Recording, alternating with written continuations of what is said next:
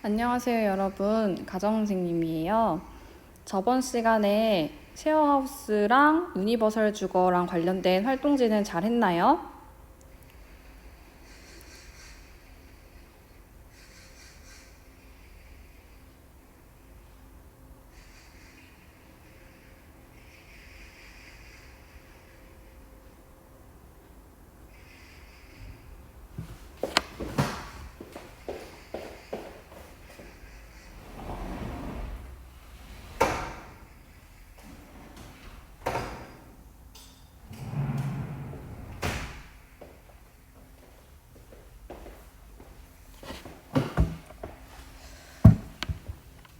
오늘 그러면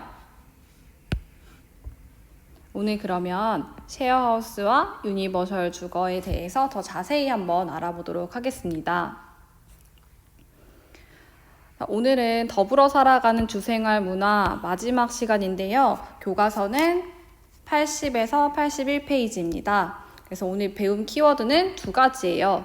쉐어하우스와 유니버설 주거입니다. 자, 그럼 오늘의 배움 목표를 한번 읽어보도록 하겠습니다. 첫 번째, 쉐어하우스의 개념과 장점에 대해 설명할 수 있다. 두 번째, 유니버설 주거의 개념과 사례를 이해할 수 있다. 그래서 오늘은 쉐어하우스의 개념과 장점에 대해서 알아보고요.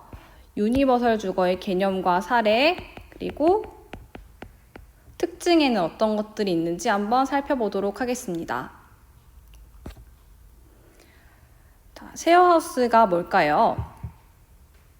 쉐어하우스는 집을 공유한다, 집을 나누어 쓴다는 개념을 가지고 있는데 한 집에 여러 명이 함께 거주하면서 거실, 주방, 화장실 등의 공동생활 공간을 공유하는 주거 유형입니다. 그러면 이런 쉐어하우스의 장점은 무엇일까요? 그림으로 한번 살펴볼게요. 쉐어하우스의 장점은 공간을 효율적으로 활용할 수 있다는 거예요. 여러 명이 한 집에 살면서 개인 공간을 확보하되 거실, 주방, 화장실 등과 같은 공간을 공유함으로써 주거 공간을 효율적으로 활용할 수 있다는 거죠. 그리고 우리가 이런 집을 혼자서 구매하기는 좀 어렵잖아요. 그래서 한 집을 공유함으로써 주거비를 절감할 수 있다는 장점을 가지고 있습니다. 여기 그림을 보면은 지금 두 명이서 같이 대화를 나누고 있는 모습이잖아요. 고민을 털어놓을 수 있어서 형제가 생긴 기분이다. 그래서 정서적인 공감이나 위로를 얻을 수 있다는 강점도 가지고 있습니다. 그리고 요리를 함께 하면서 맛있는 저녁을 나눠 먹을 수 있어서 또 좋다라는 의미가 지금 여기 정서적인 공유와 같은 의미라고 할 수가 있겠죠. 그래서 쉐어하우스는 단순히 공간을 공유하는 것만이 아니라 거주자 간의 사회적, 정서적 공유까지도 포함하고 있는 거예요. 비슷한 생활 양식을 가진 사람들과 모여서 교류할 수 있고 주거비를 절감할 수 있다. 그리고 공간을 효율적으로 활용할 수 있다라는 장점을 가지고 있습니다. 자, 그럼 다음으로 우리 유니버설 주거에 대해서 한번 살펴볼게요. 유니버설 주거라는 거는 먼저 유니버설 디자인이라는 말에서 나오게 된 단어입니다. 유니버설 디자인이라는 게 무엇일까요? 유니버설 디자인은 나이, 성별, 신체 조건, 언어에 상관없이 모두가 사용할 수 있는 환경, 제품, 그리고 서비스를 디자인하는 것을 우리가 유니버설 디자인이라고 얘기를 합니다. 그러면 유니버설 주거의 의미를 뒤에서 한번 살펴볼게요. 유니버설 주거는 신체적, 물리적으로 어려움을 겪는 사람뿐만 아니라 신체 건강한 일반인까지 남녀노소 누구나 편리하고 안전한 생활을 할 수 있도록 집의 구조나 가구를 디자인한 주거, 이것을 우리가 유니버설 주거라고 해요. 그래서 중요한 것은 우리가 이 유니버설 주거가 어떤 어린 사람만을 위한 것이 아니고 노인만을 위한 것이 아니고 장애를 가진 사람뿐만이 아니라 일반인까지 누구나 편리하고 안전하게 사용할 수 있도록 집의 구조나 가구를 디자인한 주거를 우리가 유니버설 주거라고 얘기를 한다는 거죠. 자, 그럼 우리 이 유니버설 주거의 특징에 대해서 한번 살펴보도록 하겠습니다. 유니버설 주거의 7가지 특징을 살펴볼 건데요. 먼저 공평한 사용, 두 번째 사용의 융통성, 세 번째 직관성, 네 번째 정보의 인지성, 다섯 번째 안전성, 여섯 번째 적은 신체적 노력, 그리고 마지막으로 접근의 용이성입니다. 우리 영상에서 봐서 대략적으로는 알고 있겠지만 이 각각의 특징이 어떤 의미를 가지고 있는지 한번 구체적으로 살펴보도록 하겠습니다. 일단은 공평한 사용은 무엇일까요? 공평한 사용이라는 거는 평등하고 공평하게 누구나 사용할 수 있어야 한다는 것이에요. 그래서 어떤 사람이라도 차별감이나 소외감을 느끼지 않고 환경이나 제품, 서비스를 이용할 수 있어야 한다는 거죠. 그래서 양손 가위, 그러니까 왼손인 사람이나 오른손 자비인 사람 둘 다 사용할 수 있는 양손 가위가 이 사례에 해당한다고 할 수 있겠어요. 그 다음에 사용의 융통성은요. 사용자가 자신에게 편하거나 원하는 사용 방법을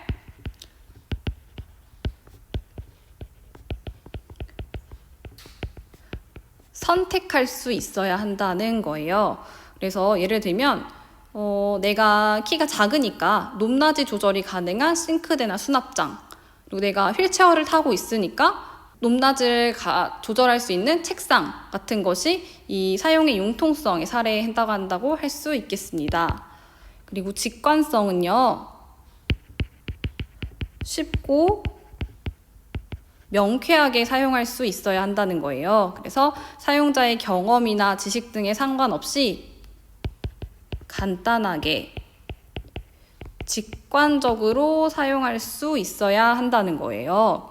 예를 들면 센서가 달린 수도전, 우리 손을 갖다 대면 그것이 그 수도전이 내 손에 있는 열을 감지해서 물이 자동으로 나오는 것들 있잖아요. 그리고 변기의 자동 센서, 우리가 용변을 보고 일어나면 자동으로 물이 내려가는 센서를 가진 변기도 이 직관성에 해당한다고 할 수 있겠습니다. 그리고 네 번째, 정보의 인지성이라는 것은요, 누구나 인지할 수 있는 정보를 전달해야 한다는 거예요. 그래서 주위의 조건이나 혹은 사용자의 감각, 능력 등에 상관없이 필요한 정보를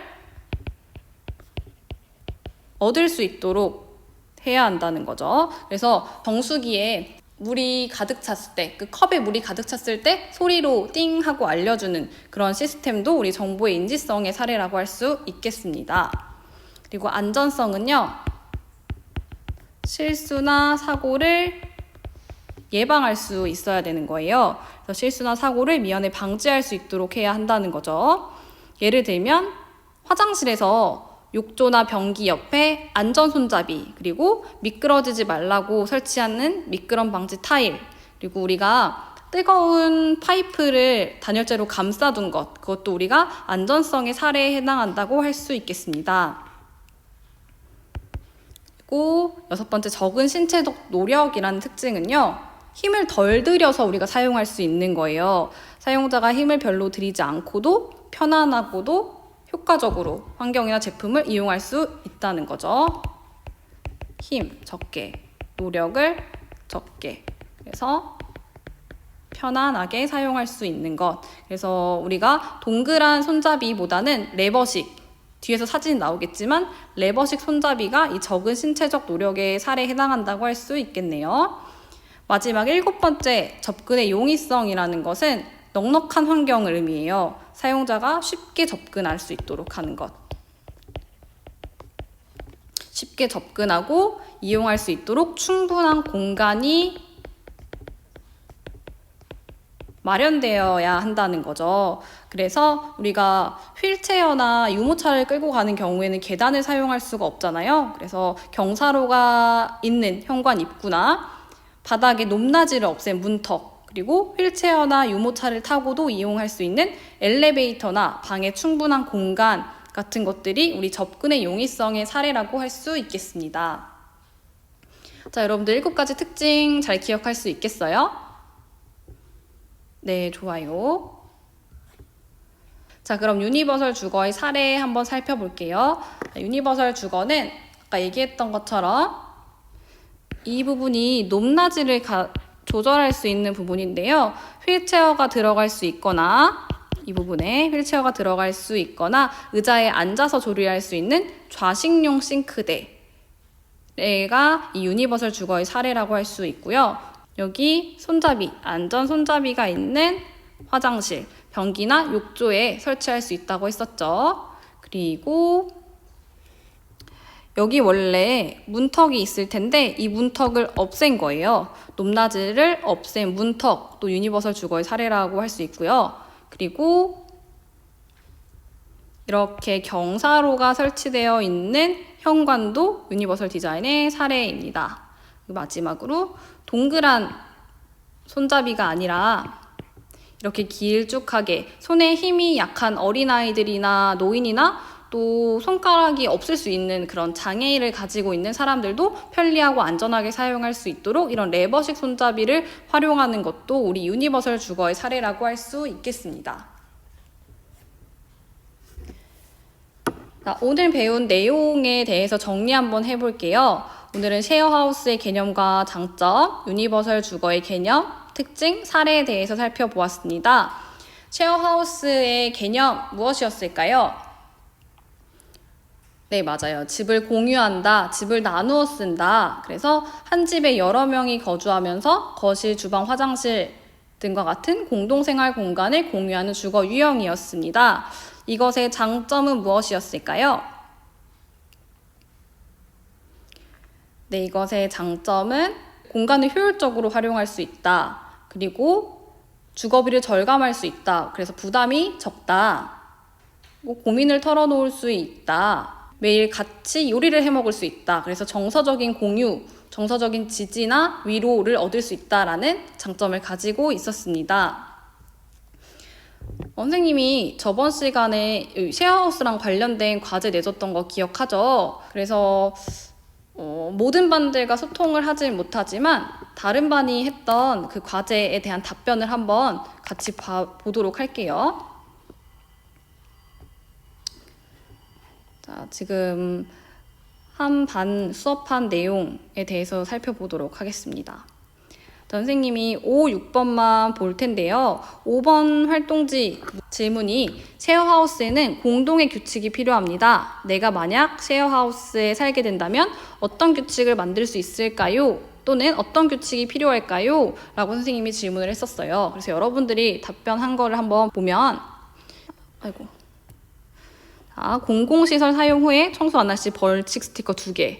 그다음 각자 서로의 공간에 무단 침입하면 안 된다. 그리고 싸움이 일어나서 다른 사람에게 큰 피해를 줄 때 벌칙을 준다. 그래서 이 벌칙 스티커가 모였을 때 5개 이상이면 퇴출한다. 라는 규칙이 있어야 한다고 얘기를 해줬고요. 또 비슷한 내용이 있긴 한데 각자의 개인 공간을 침범하지 않는다. 이 내용이 조금 많이 나온 것 같더라고요. 그리고 선생님이 되게 좋은 방법이라고, 좋은 규칙이라고 생각했던 게 여기 있어요. 공동생활 공간에 화이트보드를 두고 스케줄 공유한다. 예를 들면 오늘 10시쯤에 귀가한다라고 했을 때 우리가 식사 시간을 조정할 수 있고 또 식사량을 조절할 수 있으니까 이렇게 스케줄을 공유하는 것도 굉장히 좋은 방법일 것 같아요. 그리고 또 여기 합의한 집안일 당번을 빼먹을 시 벌금을 내고 이 벌금은 식비로 지출을 한다. 이것도 좋은 방법인 것 같아요. 그리고 설거지 바로바로 하고 화장실은 오랫동안 사용하지 않는 거. 그리고 10시 이후로는 소리 줄인다. 거의 비슷한 내용이 있네요. 밤 10시 이후에는 큰 소음 내지 않는다. 그리고 공동생활 공간 이용 후에는 깔끔히 뒷정리를 한다. 사생활 침해하지 않는다. 그리고 밤에 혼자 라면 먹지 않기라고 얘기를 해줬어요. 그다음에 거주자가 아닌 일반인 데려오지 않는 것, 이것도 굉장히 중요하겠네요. 빨래는 쌓이면 그때그때, 설거지는 그때그때. 자기가 먹은 거 자기가 설거지하기, 돌아가면서 화장실 청소하기, 남의 물건은 허락받고 사용하기, 그다음에 노크하기,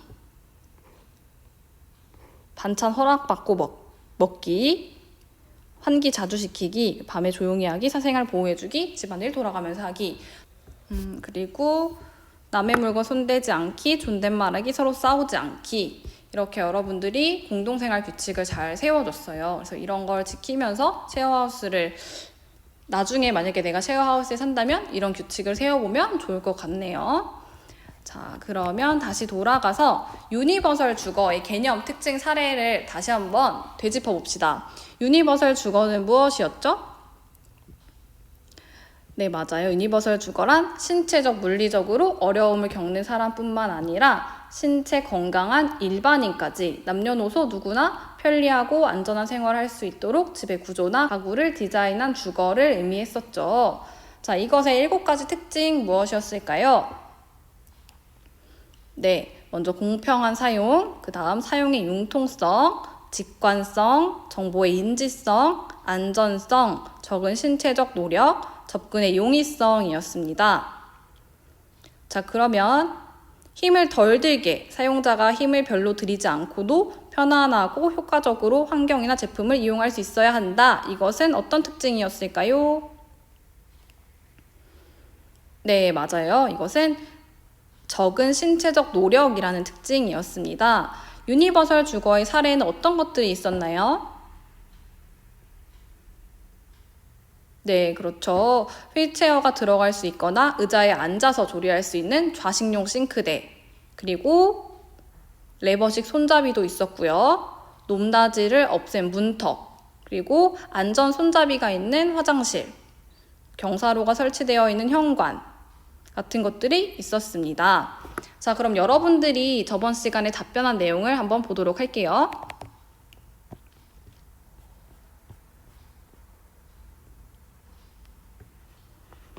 내가 계획하는 유니버설 디자인입니다. 살아오면서 어떤 활동을 하거나 기구, 시설물들을 사용할 때 불편했던 경험을 적어보고 그것을 유니버설 디자인으로 바꾸어 보자 라고 했어요. 자, 여러분들은 어떤 내용을 썼는지 한번 살펴보겠습니다. 어릴 적 높은 찬장에 있는 컵을 꺼내기 어려웠다. 그리고 꺼낸다고 하더라도 떨어뜨렸을 때 아주 위험한 결과를 초래할 수 있다. 그러므로 낮은 찬장을 만들거나 높이를 조절할 수 있는 찬장을 만드는 것이 좋은 방안이라고 생각한다. 그래서 높낮이를 조절할 수 있는 장이 필요하다라고 얘기를 잘 해줬네요.